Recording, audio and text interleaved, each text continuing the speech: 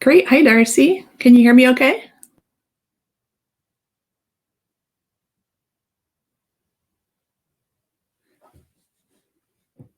Great. So I believe that attendees can, we have 2 extra slots for attendees to share screen or to share video and sound. Can you tell me what is that? Maybe you can do that and then tell me how it looks on their side so we can direct them.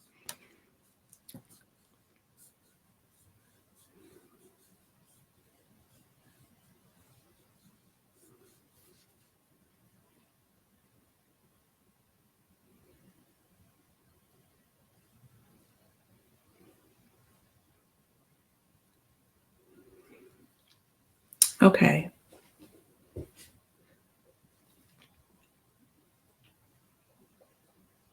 Oh, okay, Darcy. So does that mean you'll be here during the whole session to approve people if they would like to share?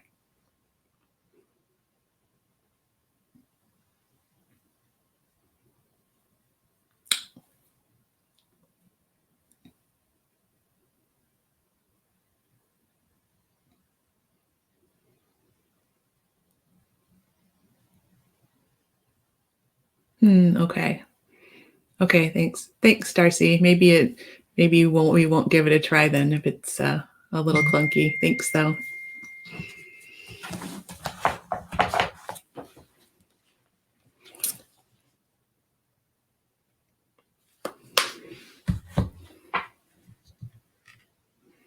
All right, if you're here a little bit early, awesome. We're just waiting a few minutes to let people get in, and also my co-presenter. So feel free, here's time to go grab a snack. It's just about lunchtime here, so get yourself comfortable and we'll get started in just a few minutes.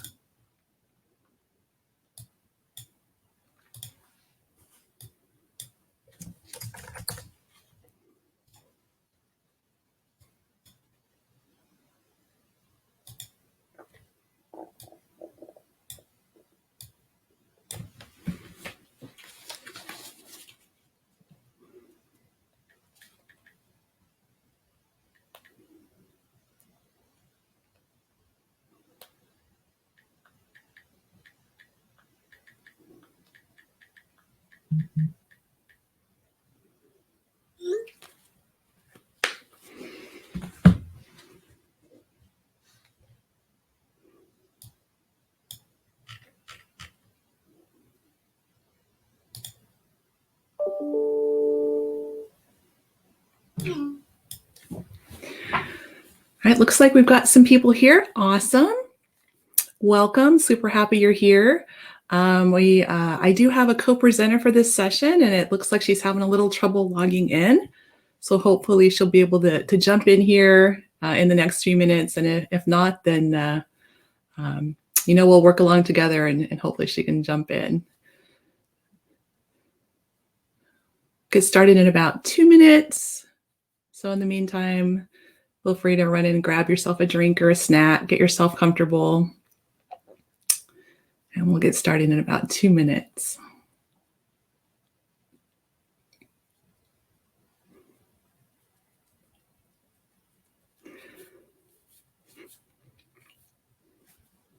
Thanks. Hi, Laura. Glad you're here. Hi, Jean.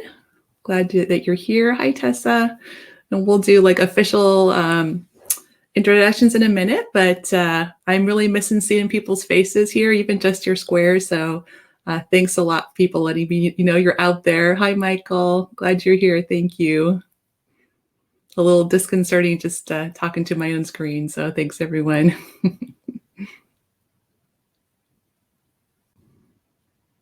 There's Ellen. Wonderful. Oh, my goodness.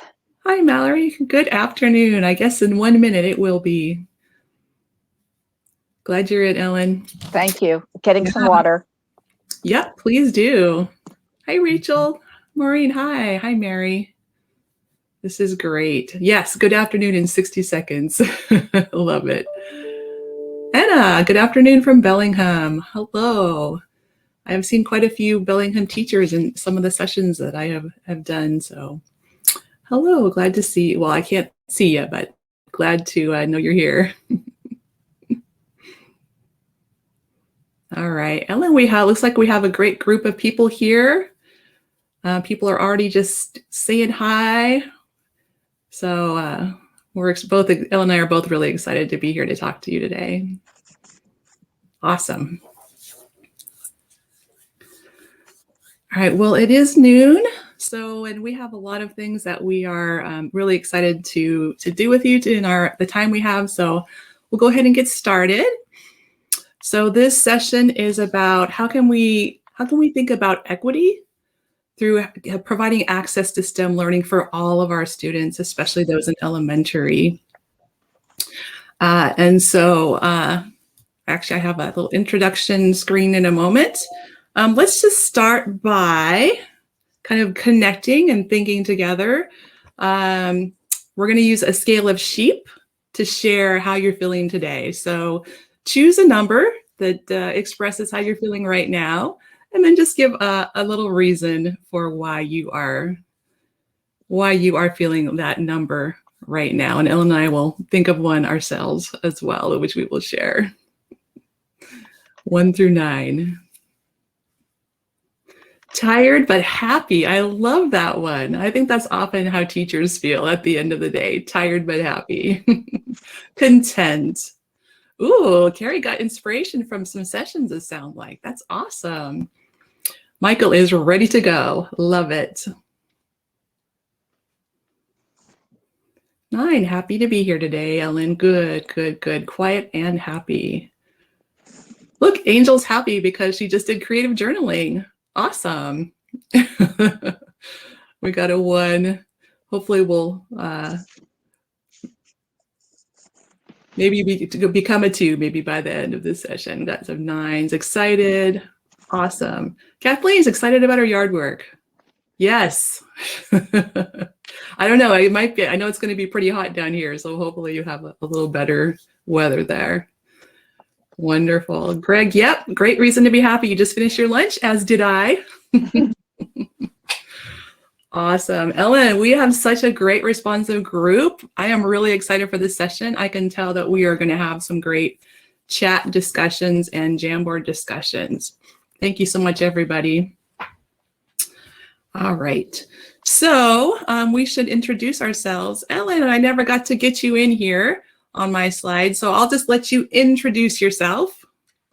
Hi, everybody. My name is Ellen Ebert. I am the interim director for science education content now at OSPI, but everybody really knows me as the director for science education and now secondary science. Happy to be here today. Yes, indeed. And I am the associate director of elementary science. I've been at OSPI for about a year. I'm also the NSDA's division director of professional learning, and I Before this, I taught elementary for 17 years, so I have a strong elementary heart. And I also served as a district administrator over K-12 science, health, and PE, so I also kind of see that layer as well.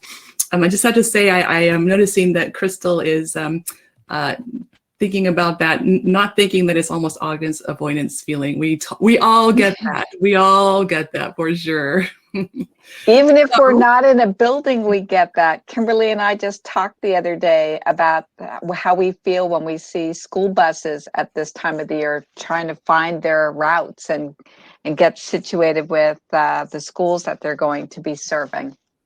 Yep, I got a little teary-eyed the other day. Just, their students are just so important.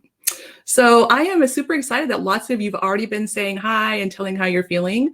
And so now we would like to know what's your job, what's your role, and why are you in this session? So here's your chance to communicate some more. And let's see where we're coming from. Kindergarten is here. Great. Wonderful. We got a first grade, fourth grade, fifth grade is here. We have middle school science here. Here's second grade, third. Oh, we have all grades here, Ellen. This is so exciting. Here's ELL teacher. We got an instructional coach. We have a high school Spanish teacher here, Ellen. All right, we have a principal. Wonderful. Welcome. Hey, we have an elementary library teacher. Wonderful. I think here's Spanish immersion. Oh, what an exciting group. We have a counselor here. All right, I'm just thrilled. I mean, I wish we were all face to face, because I really love to have us just all be able to just have a chat together. But we are going to appreciate your responses in the chat, and we'll also be using some other tools as well. So welcome, welcome, welcome. So we would like to take a moment for a land acknowledgement, and I'll ask Ellen to share that for us. Hi, everybody. So I'm coming to you today from Olalla, Washington. This is the land that was the ancestral lands for the Suquamish people, who are known as the people of the salt water. And I am privileged to live on these lands and take seriously the stewardship of the lands while I am here, honoring the traditions of the Suquamish people in the past and the future, and as we move forward. Thank you. And I would just like to add that I'm privileged to live on the traditional lands of the Cowlitz people. Thank you, Ellen. All right, so in this session, we want to talk together about what's all of our vision for our students. What do we want for them? We're going to think together a little more deeply about what is equity, what is access. We're going to give you some time to map your own sphere and the way things work in the system where you are. We're going to take a look at how does inequity affect our students as they experience that. Ellen's going to give us some more in-depth understanding of our Washington state laws that relate to this topic. I'm going to share some strategies and some support resources with you so that you can affect more in your sphere. And you can have some time to think about what might you do, like who do you know? Just a little heads up that we've learned this session just closes automatically at 1:25, so we want to make sure that we are done so we don't stop mid-sentence. And then because we really want to connect with you all, we will open an after session Zoom room at 1:30. So that if you would like to just chat with us some more, get to know us, ask some questions, share some needs or concerns, like we are very very interested in connecting further with you. So for this session, we have created a little personal notebook for you. So I'm just going to drop this in the chat. So we're going to give you a moment to get this open. This will ask you to make a copy. This is where you can take your own notes, do your thinking, do some figuring out, and all the links are also in this document. So take a moment to get that open, get that situated so that you can work in that. And hopefully, I know it's difficult if you only have one screen, so hopefully we'll be able to work with that okay. Since we really are interested in sharing ideas, we also have a Jamboard that we can do some shared work in. So I will just drop that in now. Paste in there. Hey, Greg, welcome. Here is the link to the Jamboard. If you just popped in, I'm just dropping in our resources that we'll be using. So let me just drop this notebook one again, because we want everyone to have access to that if you just came in. So here is that notebook one again. It will ask you to make a copy. Yep, it should be asking you to make a copy, Jennifer, so that everyone can have their own personal document to work in. Hopefully that's working. Uh-oh, cannot access. Well, that's not great. Jennifer, are you able to get that open? Okay, great. Hopefully let us know if you have any problems there. Kimberly, could I just say that I noticed that we have some secondary colleagues, and I just want to make sure they feel welcomed and that they understand that as a secondary chemistry teacher, I can tell you that I understand more and more the importance of our elementary colleagues and the science that our children and our teachers need to have access to so that our students, as they matriculate through the grades and get to secondary and then into high school, are ready. So I think you'll find a lot of what we're going to talk about today is very, very relevant to all grade levels of students. Ellen, thank you for sharing that. That's something that we've been thinking about at the state, is the piece where all the parts of our system play in supporting our students. So I really appreciate you calling that out. I know if you're like me, you probably really just like to have that slide deck. I like to take snips out of it. And so there's also the slide deck for you as well. All right. This is going to be a session where we are going to ask you to respond in the chat, respond in the Jamboard, and I can tell that we already have a very interactive group, so I'm really excited about that. All right. Okay, so we just want to start with thinking about what's the reason all of our students, all of our K-5 students should have access to science learning. Why do they need it, and what does it provide for them? So just going to give you a little thinking question. What is the purpose of our grades K through 5? Like, what's the purpose of those grades? What are those grades growing for students, developing for them? What are they preparing them for? And as you're thinking about that, what are the life skills and abilities that we really need our K-5 years to develop for all students, so they are prepared not only as they go into middle school and high school, but as they go on into life? So mulling that question over, I'm going to ask you to type in the chat. Look at Julie has read my mind. You rock, Julie. All right. Okay, so Jamboard, I will solve this up. I will make a second copy and then I'll get a second link in there.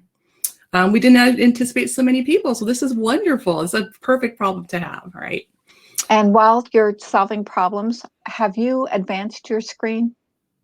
I have. We're still seeing your first screen. Oh, let's see. Or at least I am. Can somebody out there, are you able to see the picture of the student who's thinking? Okay, it must have been a delayed advance. Okay, thanks everybody. I love having so many people helping us out. That's great. Ellen, can you, okay, so we're gonna ask you to type in the chat to finish this sentence. The K-5 experience should develop every child, so going into 6th grade, they are able to fill in the blank. So Ellen, can you process those and I will get a second Jamboard made? Uh-huh. Okay.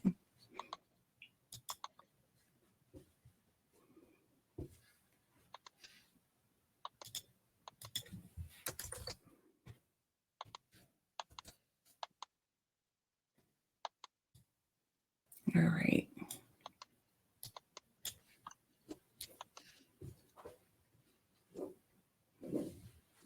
All right, people's answers are starting to come in. Wonderful. All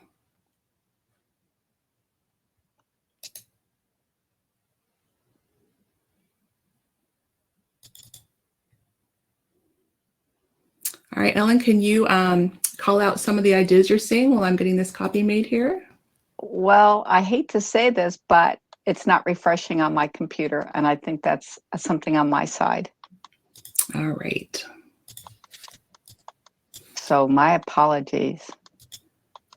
Okay.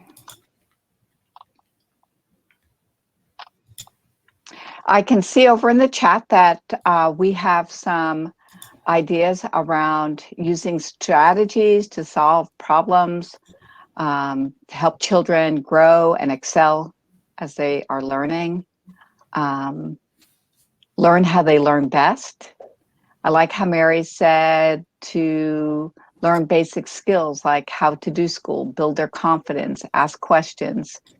Lauren is saying to take risks, collaborate, and constructively criticize their thinking. Christian is saying work independently and have self-motivation. Donna, I think, is saying something similar, think for themselves and know how to manage their own learning.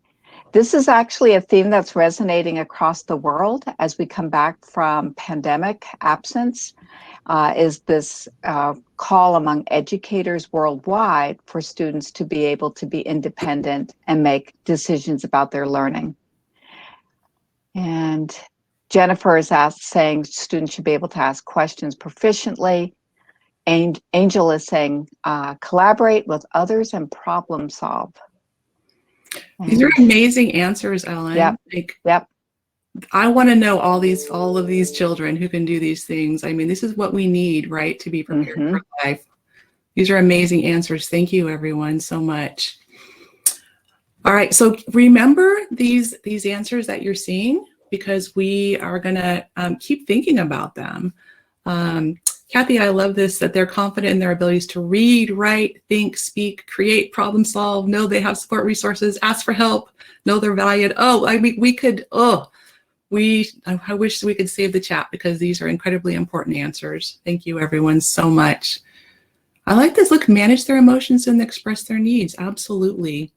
All right, please keep these in mind. And so we're going to be talking about, I just want to take a moment to talk about these two terms. So you'll hear science. And so science is that deep understanding of life science, physical science, earth science, space science, using all the practices that come along with science and engineering, understanding your content, and thinking about science reasoning and making claims. And so when we talk about STEM, this is our learning experiences that are integrating science with all of it comes with, along with technology, engineering, and math. And each of these have their own pedagogies, their own elements. And so sometimes people hear STEM, they think that just means like coding or computer things. But so just a little noting of what these two terms mean as we're talking about them. So a few images to get us thinking here. This bottom one came from my classroom. And so looking at all the things that you've dropped into the chat there, how important is it for students that they have science experiences, that they have STEM experiences, that they have engineering experiences in those elementary grades, and why are they important? So just looking at all those things that you all listed, like, let's drop a few of those in that we know that they will develop while they are engaged in science.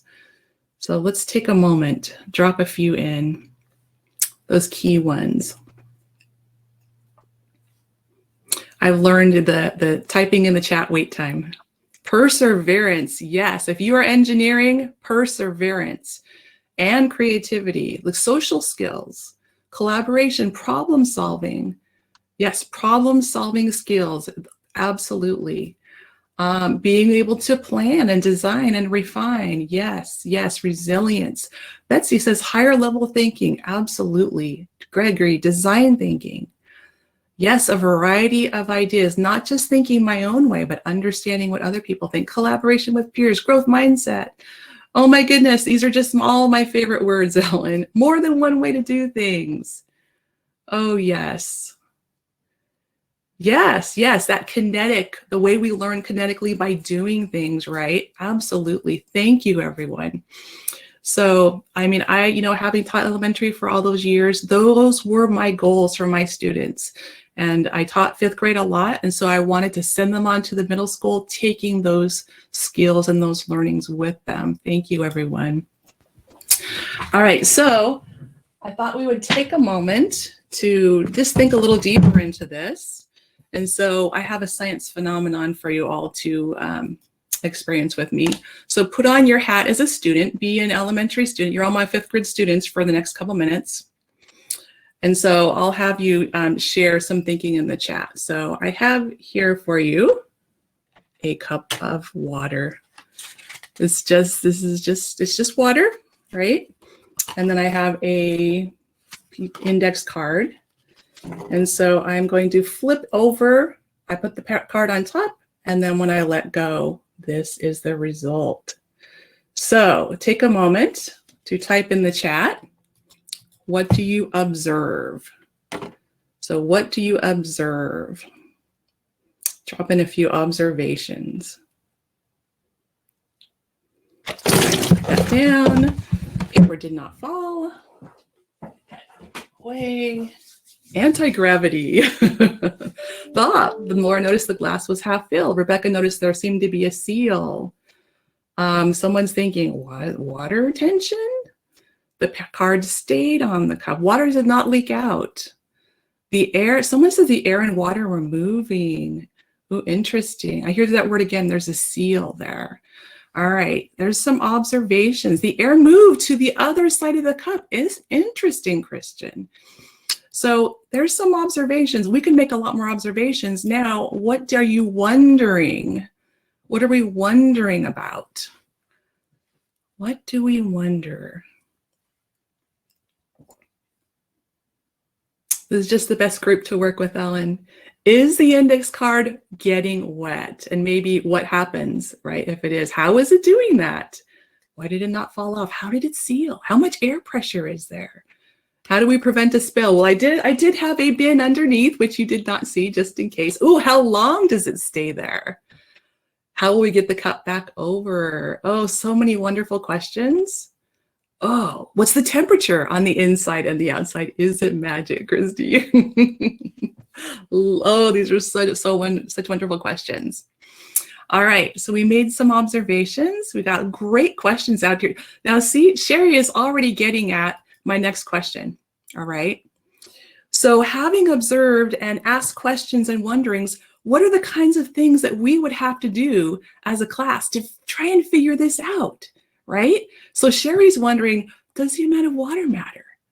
Like, what might we do? So does it work every time, right?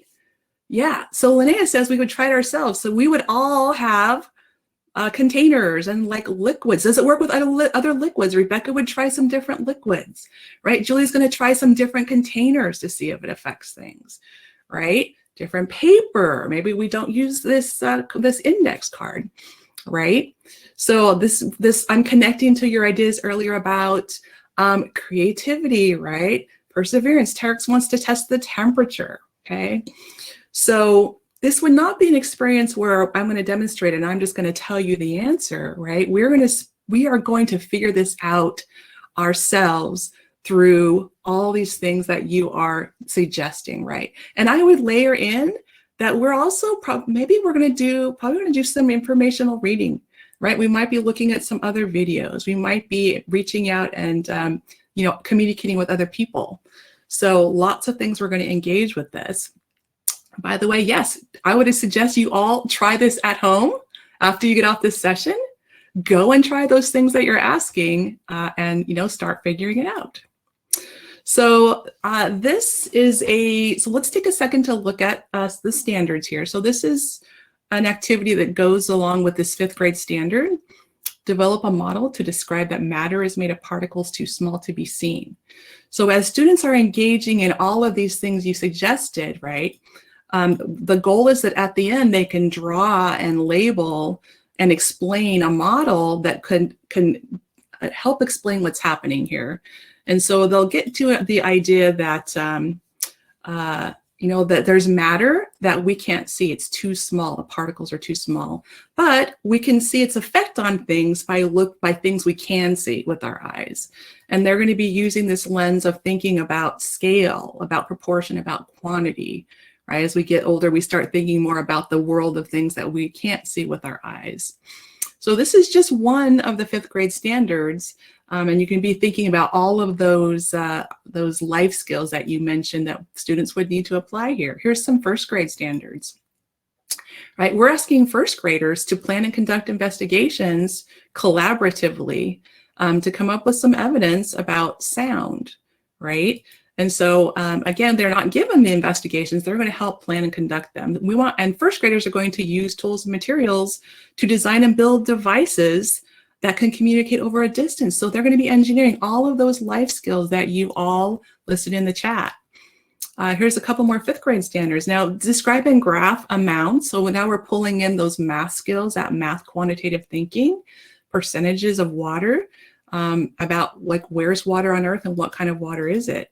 And then this one here, this was also involves research and communication as well, right? How do we protect our Earth's resources and environment?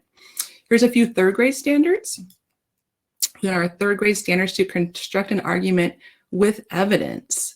So they need to bring in some solid proof that supports their claims, right? And then for this one, they need to analyze and evaluate possible solutions. So I know someone said earlier, more than one idea. So just a quick look at some of our standards and thinking about how deep and how layered and all the life skills that students need to learn and develop in order to show their mastery of these learnings. So thank you so much, everyone, for your contributions. And so now we're going to take some time to think a little bit deeper about equity and about access. So Ellen and I were able to attend a wonderful conference a couple of weeks ago that was really about equity and equitable learning. And so we have this article that we found very helpful. And so we are going to give you a little bit of time to also learn from this resource. So I'm going to, so this is, if you have your notebook open, you can pull the link there, or I just also dropped that in the chat. If you just jumped in, I'll drop the notebook in just a moment for you. But we're going to give you a little bit of time to scan this article. What does equity mean through the lens of equitable access to learning? We'll give you about 6 minutes to scan. And here's what your notebook looks like. There's a spot here for in part 1, if you like to take notes or copy things and paste from your resource, the link is also there. Or if you just want to just quietly read. And at the end of that time, we'll ask you to drop in some of your noticing, some standouts. The conference, thanks for asking, Sandy. We are part of we're actually really privileged to be part of a project that involves, is it 7 states, Ellen? We're 5 states. 5 states working to support science leadership, science learning. It's a Nexus conference. Thanks for asking, though. All right, we're going to give you about 6 minutes to scan. And I will also drop in that link to the notebook again if you just joined us and don't have that link. There's that notebook again. And I'm going to pull up a timer.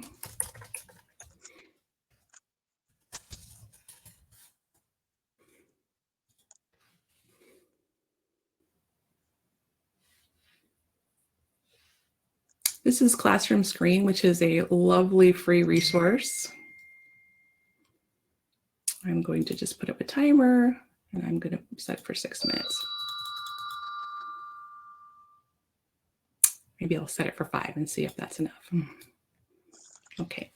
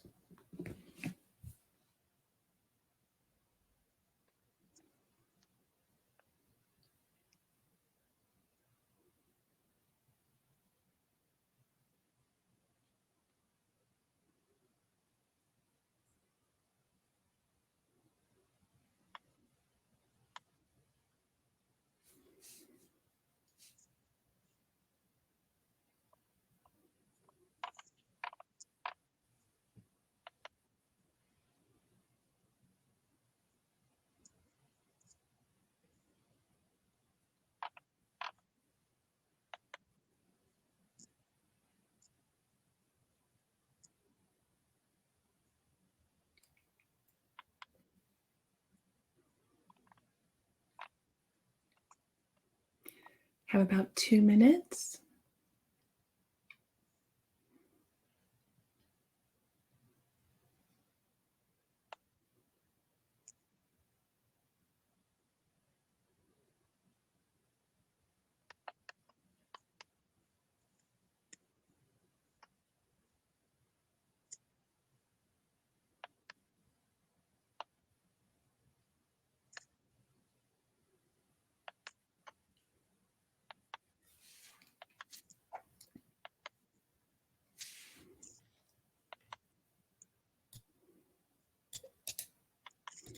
If you just popped in, we are reading an excerpt about equity.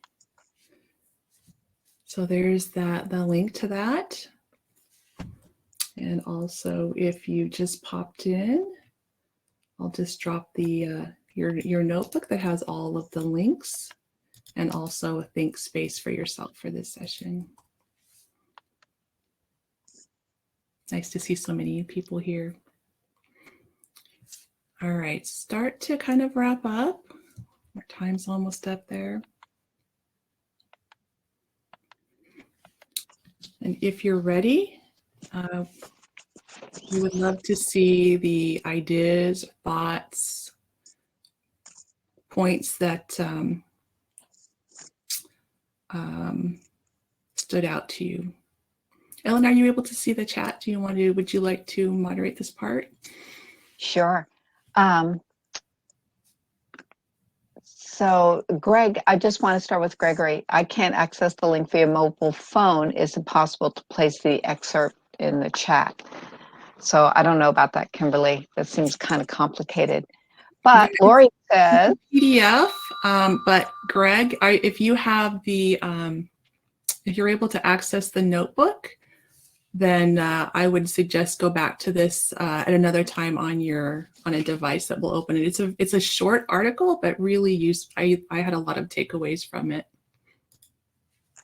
Yeah, so Lori is talking about resetting for high expectations for all, scaffolds, and not simplify. And then there's been a lot of like check marks to that comment.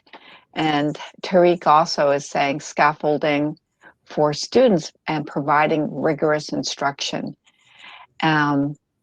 So what I appreciate about that comment is the follow-up that rigorous instruction isn't just about difficult work, but rather about the support so that students can all access the materials and the learning.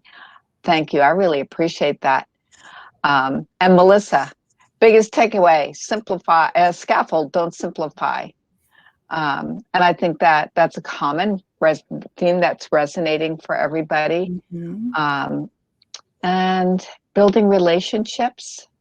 Shaheen, thank you. High expectations for all.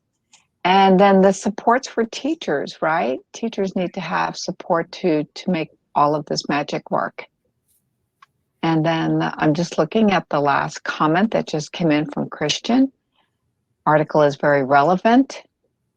Mm-hmm. Yeah. Yeah.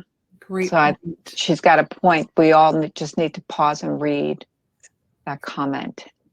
Agree. And then also Mallory pointed out that, we have to give our students that time for productive struggle, and we have to support them so they can be successful at the end of that. Let's see. Kathy, I would need to go back and rescan that article to answer your question. Perhaps someone else saw it and can answer it quickly.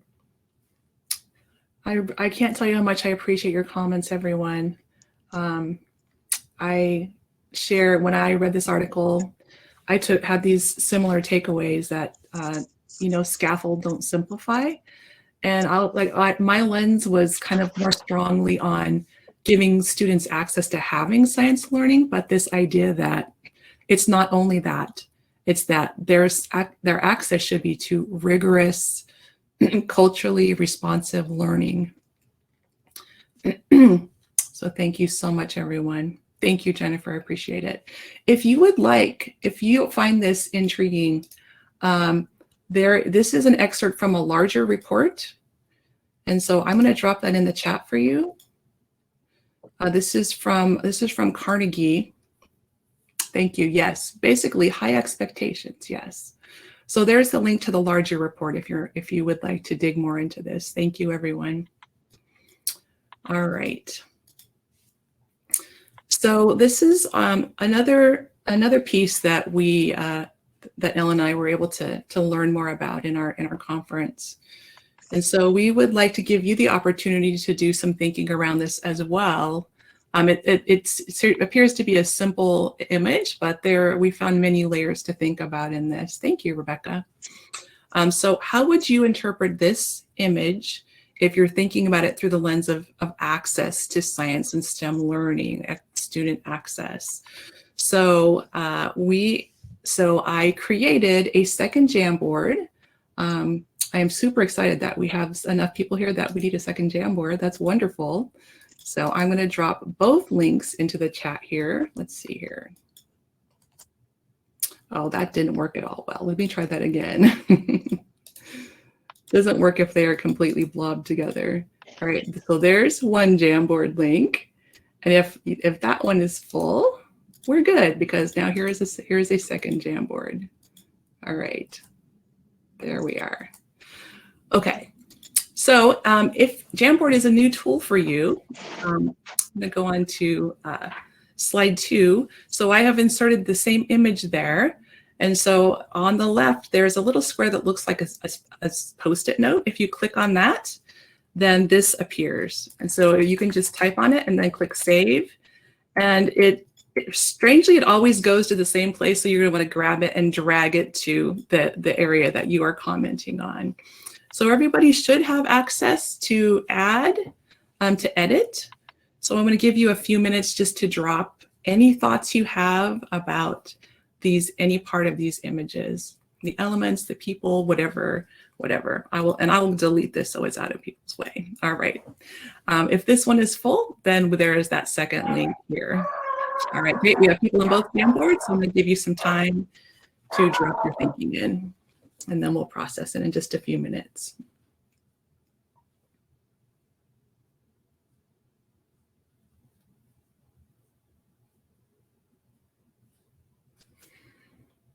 Great. Thanks for getting us started there. Perfect.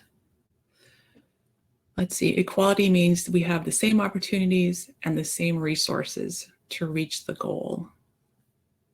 Everything is the same. Mm-hmm.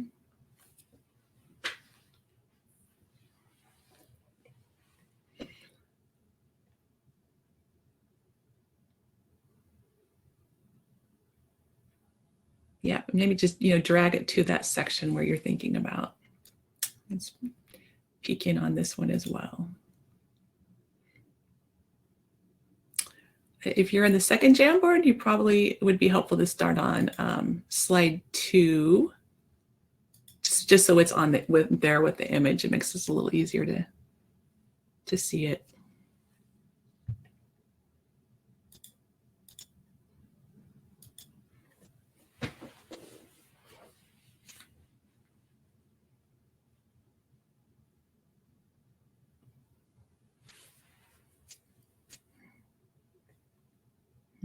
Interesting ideas appearing.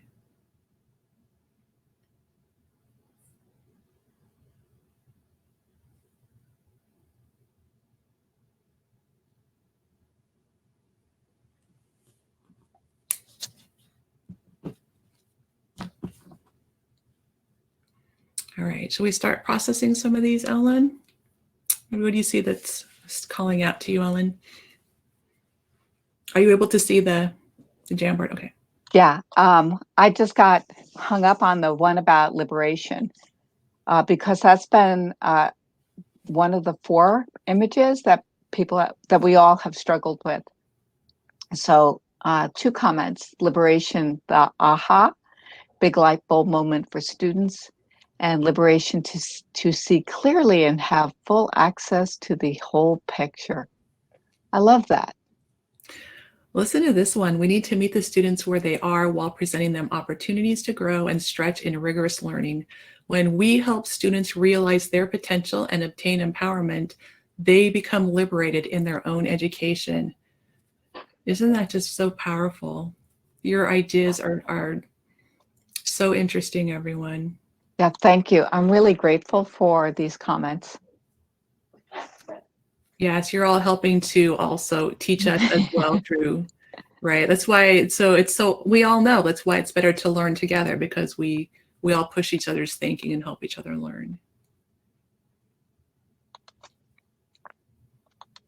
Equity stems from the belief that all can succeed. Yes. I'm gonna go drop in on the second Jamboard. Let's see. Everyone's able to have access. Yeah. Yeah. Oh,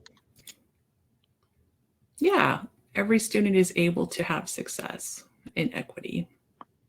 Great. All right. There is one last one on, let me go back to it, on justice. And so justice is showing the students protesting and breaking through barriers. And liberation seems to show them on the other side, fully celebrating. I love it. Yeah, these are beautiful thoughts. Jennifer, are you able to hear me now? Hopefully. I guess if she can't hear me, she can't answer. All right. I think if everybody couldn't hear me, we would probably see in the chat. Hopefully it's okay. All right. I'm grateful. I'm going to keep this Jamboard, and we're going to keep learning from your comments, everyone. Thank you. We really appreciate it. All right. Feel free to keep, finish the thought that you're building there. And so as we're thinking about equity and access, Betsy, feel free to put your post in the chat. So we want everyone to have access to share their wonderful thinking. So we have the chat here as well. Feel free to drop in there, and Ellen can watch for your thought there. I like the way you're making the connection to you don't have equitable access because we have the barrier in the way. Great point. All right, so there's some data. This is 2018 data comparing to, comparing to 2012. And so they actually found that the numbers really have not changed very much as far as number of minutes that are spent on learning different content areas. So you'll see in 2018, this was a national survey. Students had 86 minutes on ELA, 59 on math, 18 on science, and 17 on social studies. And this is an average, right? And then looking at in suburban areas, we see similar trends, and similar in urban also. And so looking at science, we about 18, 19 minutes per day on science, and significantly more on reading. And so we want to think about how can we support students in reading as connecting to science, right? So if we think about these numbers, as we see students that struggle, it's not really an achievement gap, it's an opportunity gap for our students, right? And that's something, we can do something about that, right? So we want to give you a little bit of time to think about where you sit, your own sphere of influence.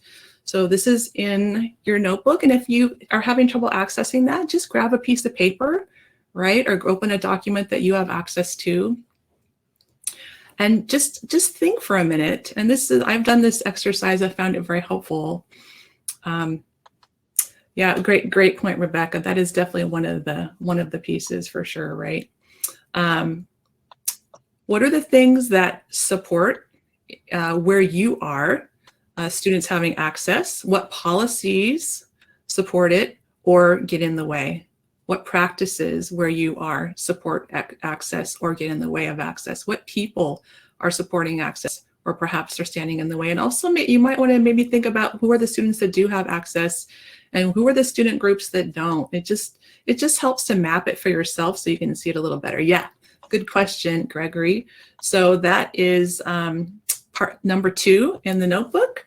So I have a table here if you like to work in that. Just a few minutes to just do a little self-reflection about yours. yeah, about your sphere. All right, we'll give you about 5 minutes to map. If that's too much time, feel free to just say done in the chat, and then we'll know not to have everybody just sitting and waiting.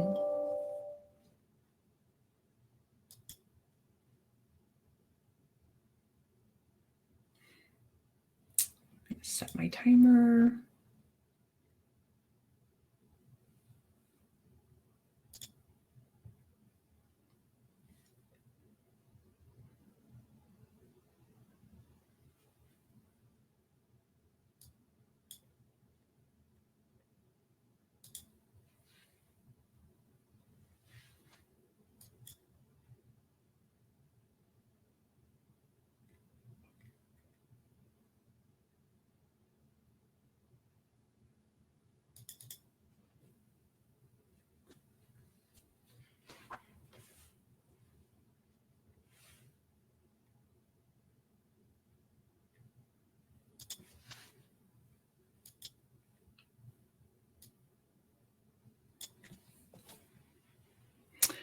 Hi, Guadalupe. So we are, just in case you just jumped in, so we are taking a little bit of time to map our own sphere.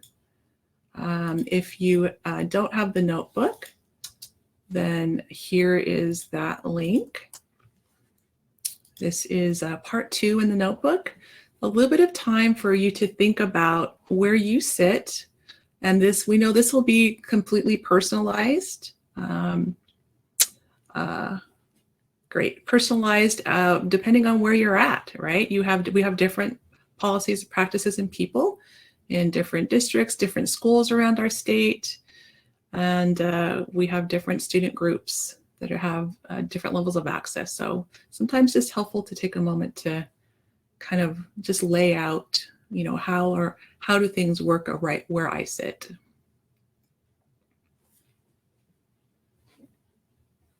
And that's step 2 in our notebook, Guadalupe. I hope that helped. Yeah, Rebecca, good point. And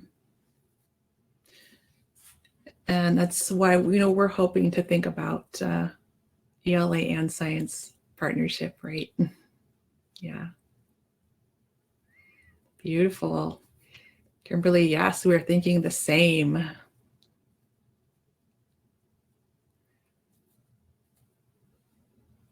I love that people are already starting to share, right? Yeah, feel free as you're going along, if you would like to drop either things that you're struggling with, some of the things that are in the way, or some of the things that are really providing access to students. Like, help us all learn from your experience. Yeah. Mm-hmm. Yeah, so Ellen, they're thinking about our IEP students, right? Our bilingual students. And we are really thinking about those student groups as well. Yeah, you'll see. We've been thinking about these groups as well. Lauren, yes, exactly, right? Our students who are living in poverty, or compared to our students who, you know, they have access to a lot of outside resources, you know, or parents that can provide those extra resources. Great point.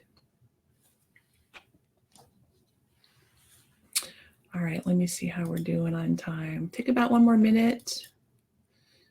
I really appreciate Rebecca's comment about federal law. And it's hard to get laws changed. Yeah. That's a great point, Rebecca. How about that language of all students, Ellen, in our laws? I'm just thinking about that. Like, you know, if we dig down underneath that, what does it really mean, right? Right. Yeah. Donna, that's great that you have a resource there.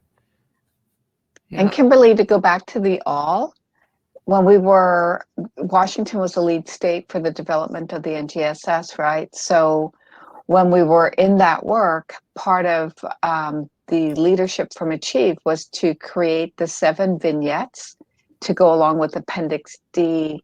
And one of them is regarding special education students. And it was a signal to everyone that all students means all students. I love that. Thank you, Ellen.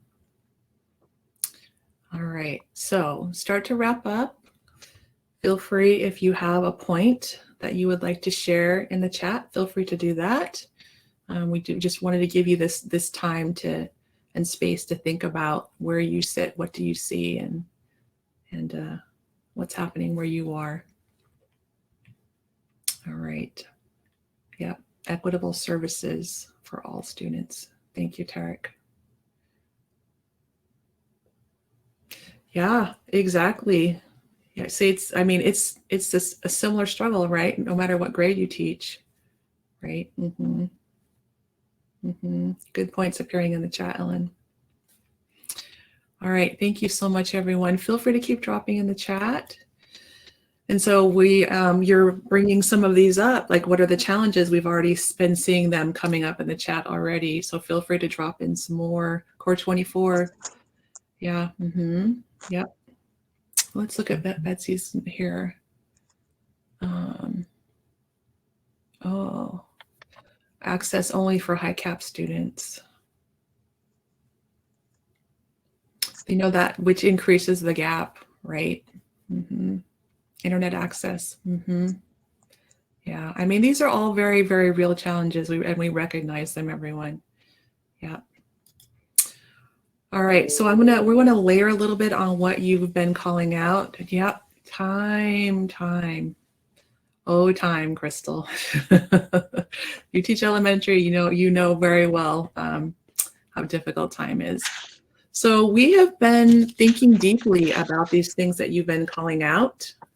Yep, access to materials, curriculum, teacher comfort, focus on ELA and math. All of these things that we have been thinking deeply about, everyone. Yep, socioeconomics are definitely a factor as well. Ellen, they already totally get all these things that we're sharing. They've already got it. Yep, trying to deal with old materials. Yep, exactly. So here's a few things that you have already called out, everyone, right? We have noticed the same thing, that it tends to be our students of color, our students who need those extra ELA math supports, our students living in poverty. It is more likely that they are not going to have access to science learning. And so rather they're going to have kind of that siloed learning of math and ELA. And it also tends to be that kind of that lower level rigor, remedial skills-based type of learning. And so then, as was pointed out, they only, they have access to 2 subjects only that they need to move on with. We also are thinking about the fact that students who don't have access, they now have 6 years of learning that they are behind in a content area. And so these students need to they have to go into 6th grade without all of these layers that you have all called out already in the chat. And so if you compare them to, as you mentioned, a high cap student who's had access, how do they feel sitting next to that student in a classroom where they do not have those same advantages? And so they not only can they not make up those last 6 years just in middle school, they have to go on to high school with that kind of that domino lag that happens to them. We're also thinking about the mindset about yourself that's developed when you are in those elementary grades. Those are foundational grades. You're figuring out who you are and where you fit, right?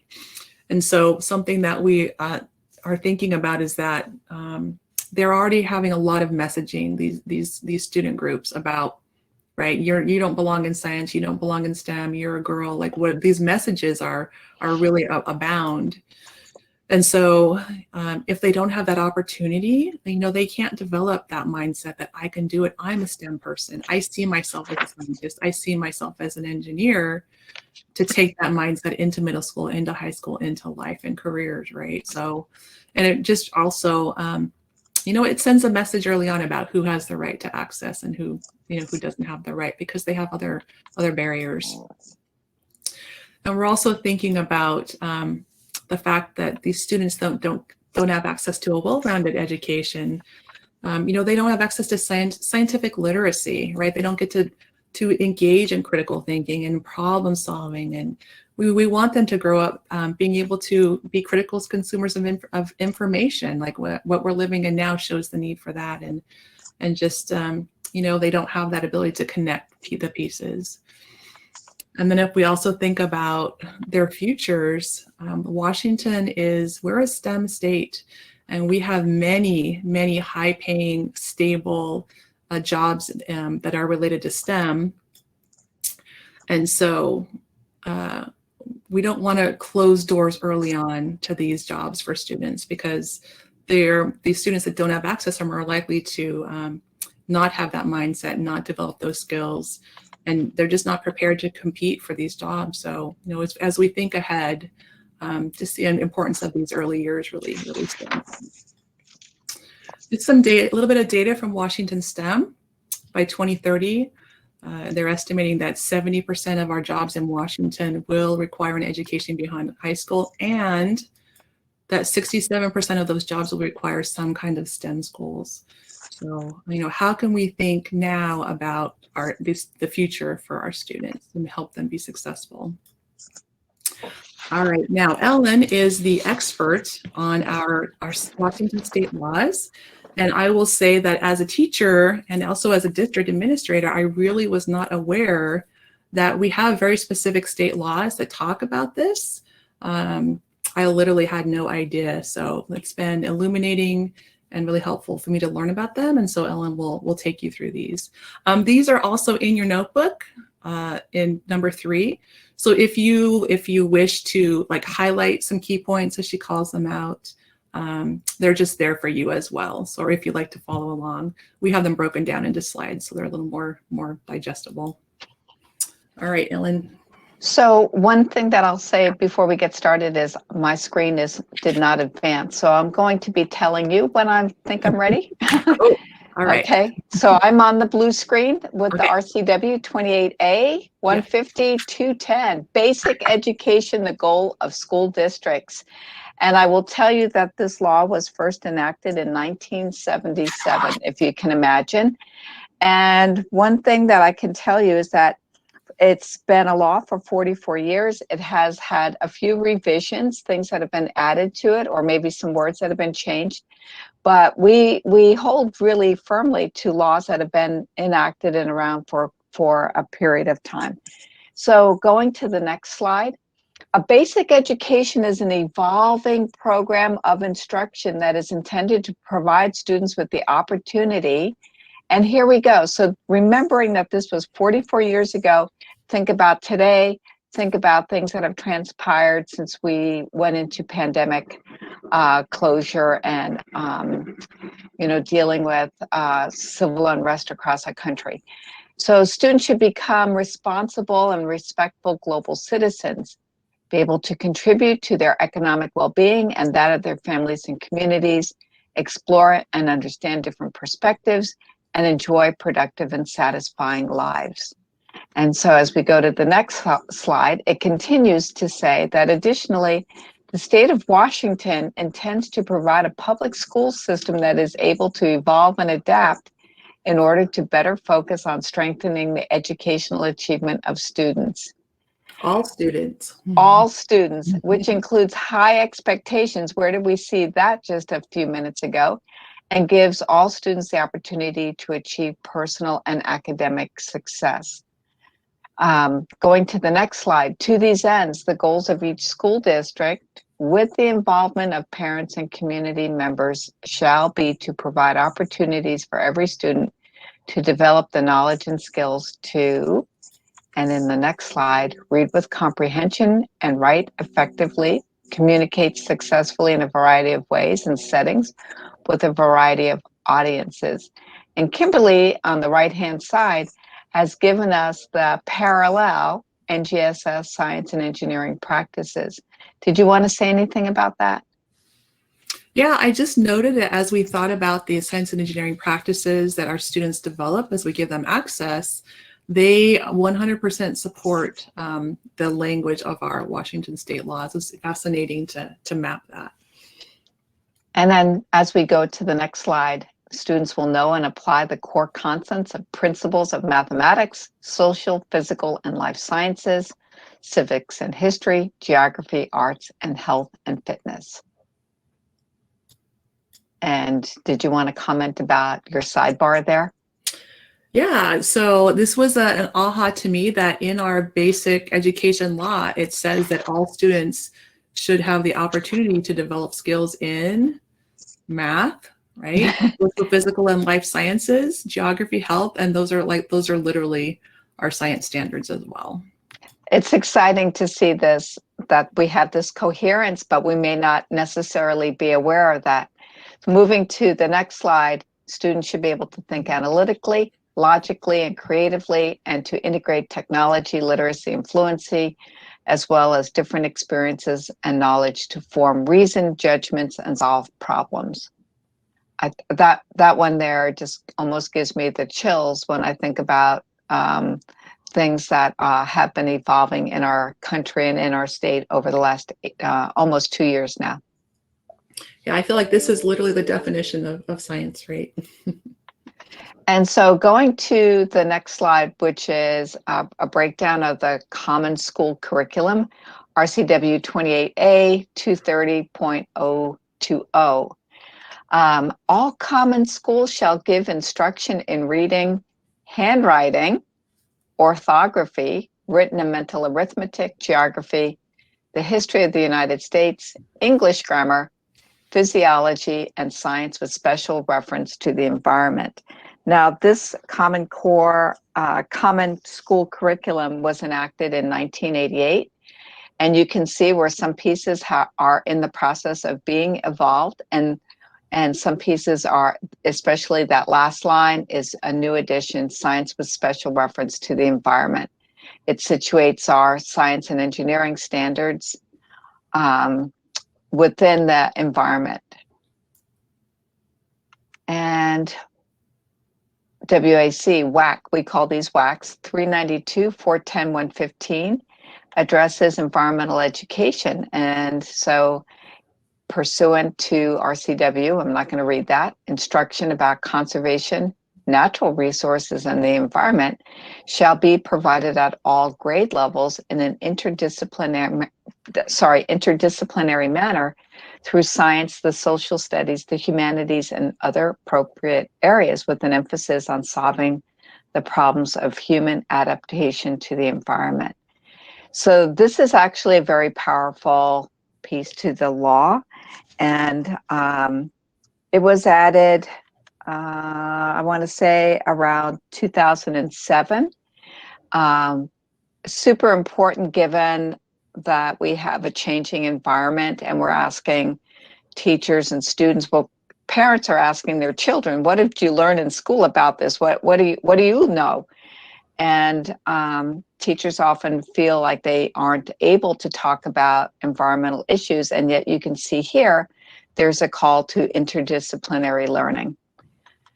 Our next law is about certificate renewal for teachers in STEM-related subjects, and this was enacted in 2020, so this is a new law, and this speaks to applications for certificate renewal must demonstrate completion of at least 15 continuing education credit hours, emphasizing the integration of science, technology, engineering, and/or mathematics instruction.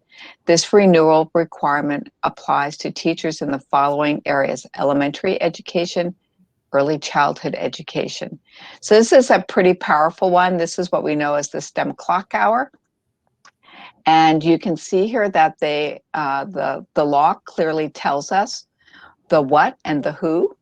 And in the next slide, the intent of this RCW is to ensure students have exposure to authentic STEM integration that aligns to the state learning standards. Okay, so that's a key piece of the legislation, including information about STEM-related career choices, which is also an important part of the legislation and which guides how STEM clock hours need to look. So in the following, I think our last slide, the intent is for educators to incorporate the learning from the STEM activity within their professional practice as a classroom of professional development opportunity. All right, so back to you, Kimberly. And I'll just say that was I found it interesting that the title of this is for teachers in STEM related subjects, and who's included in that: elementary teachers and early childhood teachers. So I thought that was pretty powerful as well. All right, well, we're starting to get a little short on time, so I'm going to skip past this one. And so we have about 20 minutes. And so let's talk about some ideas, some solutions, some strategies that can help us all to work to support this. So I've mentioned this a couple of times that, we have math, ELA, and science, and we have really strong overlaps. You maybe perhaps have seen this slide before. Overlaps between science and ELA, right? Like information, sharing information, reading, writing, speaking, listening, right? Math, we have these overlaps of modeling and, computational thinking, quantifying pieces. And then, of course, there's that sweet spot between all three. So one thing that we can do is work towards that integration piece where we work together, like our science, our reading, writing, speaking, listening about science and modeling and so forth. And so we think that's going to be a key strategy, is to help support people with integration. But you also still need that dedicated time for each as well, so students can do those hands-on pieces, right? There are some OER resources that can help support with integration. And then I'm putting together a proposal that will support our teachers with integration as well. Another piece that you can do, I saw someone called out earlier that, and also the article, that our teachers need support so that they can feel comfortable and prepared to teach science. So one thing that you might do, if you have not already, is to sign up for our OSPI updates. That is one way that you can hear about opportunities. This link is in your notebook, and then I'm also going to drop that in the chat as well. We want you to know about opportunities for you to learn. Ellen, do you want to talk a moment about climb time? Yeah, so in our climate science proviso, you'll notice that we have we've really worked hard to make sure that we have lots of professional development opportunities that are available synchronously and asynchronously, and our STEM clock hour, sponsored. So because we have support from the legislature, teachers don't need to pay for their clock hours, and we have made sure that the requirements are fulfilled so that across the entire state through PD Enroller, teachers are able to sign up for a variety of classes that are not just offered in their immediate region, but across the state. So it's pretty powerful. Yeah, free professional learning. Ellen Sherry noted that Climb Time has had some amazing professional development. So nice compliment for Ellen. Thank you, Sherry. This is so, yeah. STEM teaching tools is another really powerful tool. So all these links are in your notebook and also in the slide deck. And I just dropped those links in again. If you're someone that just joined us, I noticed our numbers have gone up a little bit. NSTA is also another website you can go to for support on professional learning. Something else you can do is be an advocate. You are all advocating beautifully in this chat, right? So you can be an advocate for access. And then, as was mentioned in the chat, are there ways we can protect our students from being pulled out during that science time? And then, just evaluate, where are there places where I can make sure students have access. Like, just one thought is, so I've seen sometimes it's like, if you finish early, you get to go to the STEM station, but then what about your students that can never finish early, right? So just a few strategies. And then I have quite a few resources to share with you. Someone had called out earlier, just not having access to resources, instructional resources, materials, and so forth. So if some general resources. So I'm a collector of resources, having taught elementary for all these years. And you don't have resources, you collect them. So I am a collector. So hopefully you have this in the chat or in your notebook. But if not, so this is my NGSS Toolkit Wakelet. I'll just drop the link to this one in case you need it. And so this is a collection of my collections. And if you're a secondary teacher, there's resources here for this. These are K-12 resources. So each of these tiles is a collection of resources. So if you're a K-5 teacher, you might click on this one, this K-5 activity one. And so here I've just collected all kinds of activity resources, lessons, units, even book lists. So there's a lot, and these are all things that are freely available online for you. You know, if you're secondary, here's middle school, there's high school, there's a collection of resources around climate science. There's a collection of resources around STEM careers for students. So that's one resource that you might find helpful. There's also a collection there about why we should teach K-5 science. And there's some videos and articles about integrating science and literacy together. Elena's already mentioned Climb Time as a resource for you. And then if you are a teacher that you don't have anything, there's another comment, Climb Time was well done, Ellen. Yeah, I did want to just quickly say that we learned a lot with Climb Time. We actually had an equity in action moment when we realized that we would not be able to be face-to-face with any of our teacher colleagues across the state, that we flipped ourselves in under 2 weeks so that we were online. And so your comments are just make my heart sing, because it was not easy to flip, and we knew that you were having those struggles, so why shouldn't we have the same struggles? So thank you. Yeah, thank you for the comments, everyone. If you're a K-5 teacher or you support K-5 teachers, as I said, these are all listed in your notebook, and they're also linked in the slide deck. So we are working on a project that I'm hoping to have out in August. So we have our science and ELA fellows curated a number of various informational inputs. So they are passages, articles, videos, podcasts. And so we've listed them for every single K-5 standard, so that if you're trying to integrate, you will not have to go search on your own. You can go to these lists. So I'll have these out in August, and we'll also have a professional learning. So if you sign up for those OSPI updates, you'll get the notification for those. Also, a similar resource, we also posted for every K-5 standard, a whole list of freely available resources that you can use to teach each of the K-5 standards. So again, those are in your notebook and in the slide deck. Here's also the link to that as well. Let's see. If you need specific things for K-5, K-2, the Solid Start curriculum is integrated.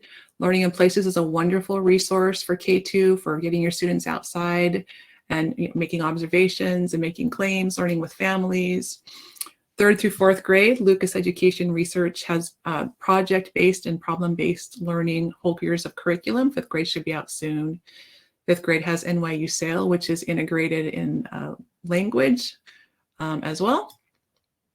And we also like you to see us as a resource. By the way, that is where we work. So yes, Ellen and I work in Hogwarts.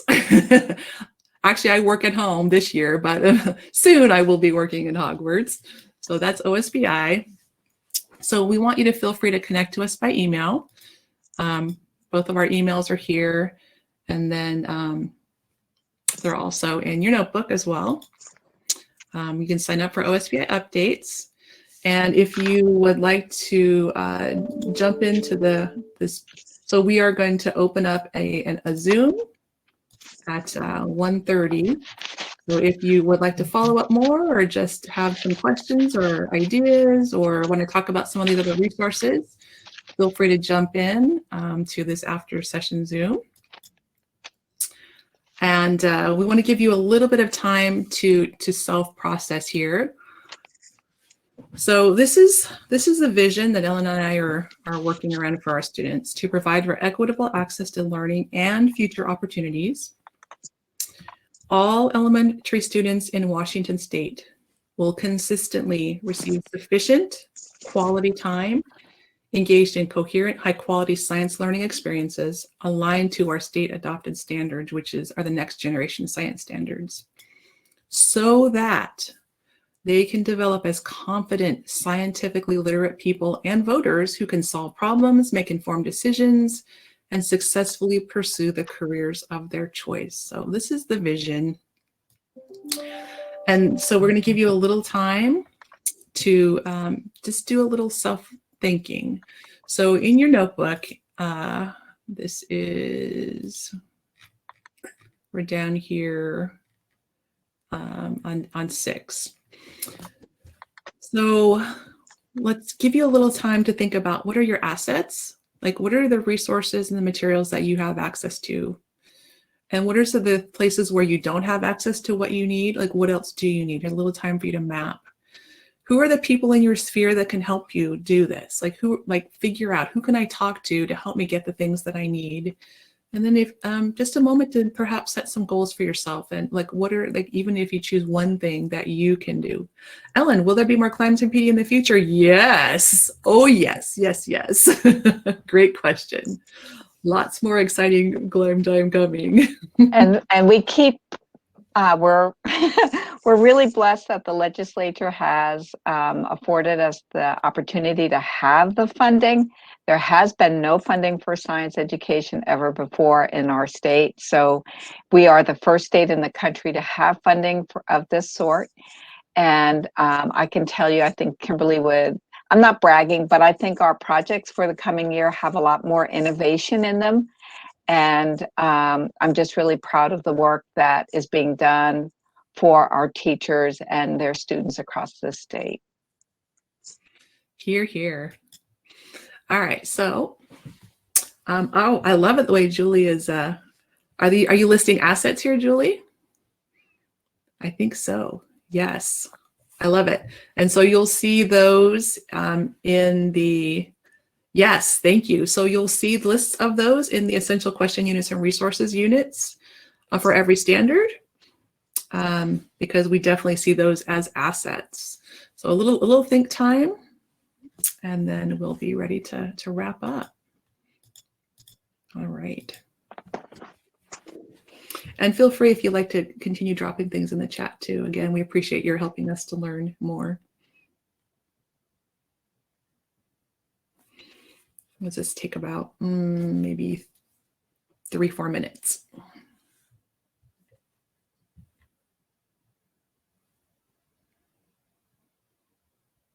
Thank you, Sheila.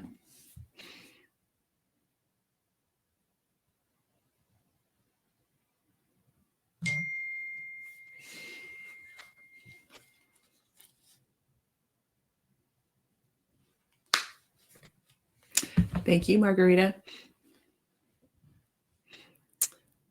Great, thank you, Virginia. Yeah, if you I feel like you prefer to do this thinking on your own, let's just do our official wrap up. And if there are any questions, please feel free to drop those in the chat. Thanks, Margarita.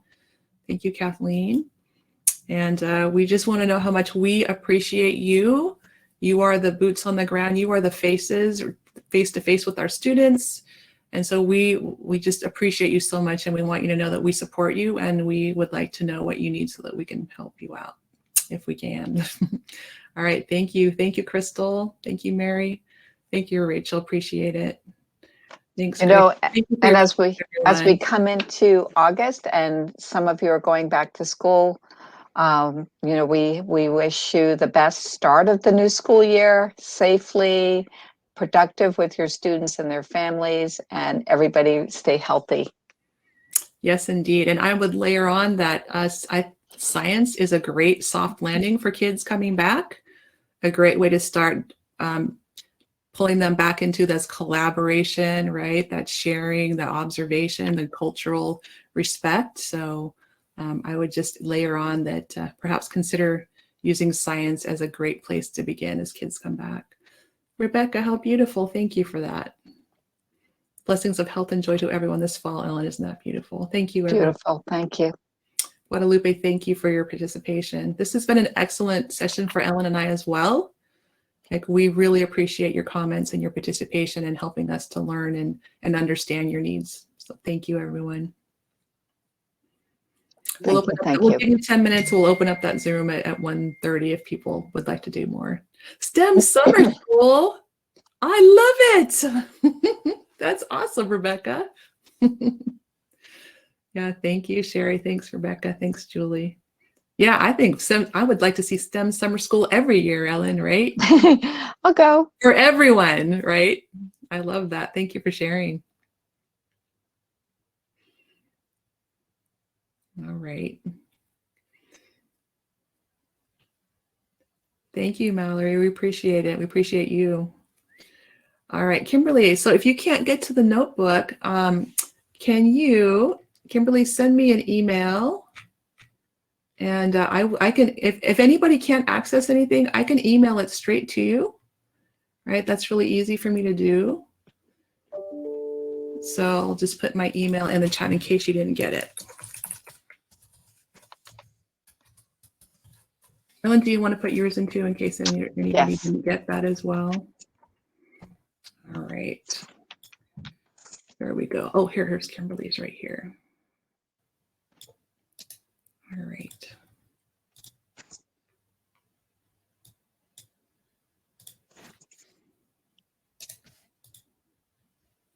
All right, Kimberly, I'm going to email this to you like in any moment now. I'll drop a link in. I just opened an email so I don't forget. Oh, Kathleen, that's a great question. I've been trying to get that for years. Yes, you are right. That's what local control means. Yeah. Yes, Kathleen, when I was a teacher, I didn't really even know about local control. But every district, can choose what they prefer to use. So that's why it seems like everyone does use their own, because they do. Yeah. But it would be great to see what everyone's using, just so we can all learn from that, right? And one of the reasons that we have such an emphasis on open education resources is that the state has a law that's a friendly law towards the use of OERs. And so Kimberly has done like a huge effort to curate materials, especially at the K-5 level, so that we can ensure that, you don't have to do that. No teacher needs to be going home at night and spending 5 to 6 hours searching Pinterest and all the different websites that are available now with resources. We've got a really good curated set. Thank you, Kimberly. And we have made sure that they're aligned to the learning standards for the state. Yeah, it was absolutely my pleasure to do that, Ellen. Thank you. If there's any teachers on that are wondering about that resource, I'll just open it up and give you just a very 1-minute tour. Lori says, amen to that, Ellen. So this is our WA OER site. And so there's lots of resources here. You can just type in OER Commons and get to the Washington one. So so over on the right-hand side is the link for each grade level. So here I'll just pick 2nd grade. I'm going to view the 2nd grade resource. So we have, so here's the first standard, like 2nd grade ESS 1-1. So here we've listed lessons, units, activities, videos. Sometimes there's interactives that teachers might leverage to teach that standard. Here's resources for ESS 2-2, right? Resources for ES 2-3. And some of these are full year resources as well. So I think, having spent many hours hunting and pecking for resources or making them myself, we wanted teachers to see that there's resources already made that can get you some time back with your families.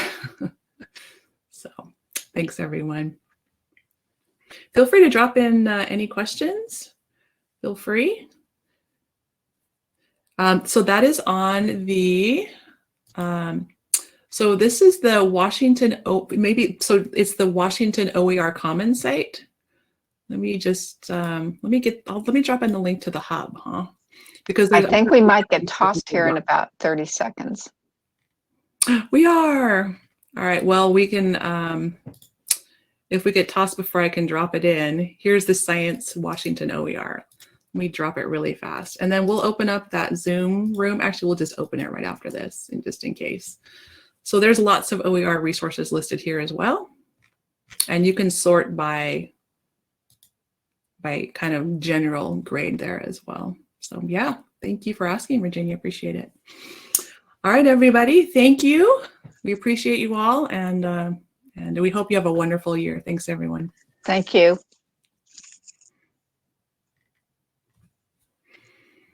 Maybe I'll wait to the very end of 125 and end as. Yeah, I have a 1:30 meeting, so I won't be able to join you. Yeah, no worries. Thanks, everybody. Thank you all. Bye, Amanda. Bye, Jennifer. Bye, Kathleen. What a wonderful group to meet with today. This was wonderful. This really bolstered my spirits, if you want to know the truth. I've just had a great time. Yep, I just feel very energized from everyone's sharing and learning.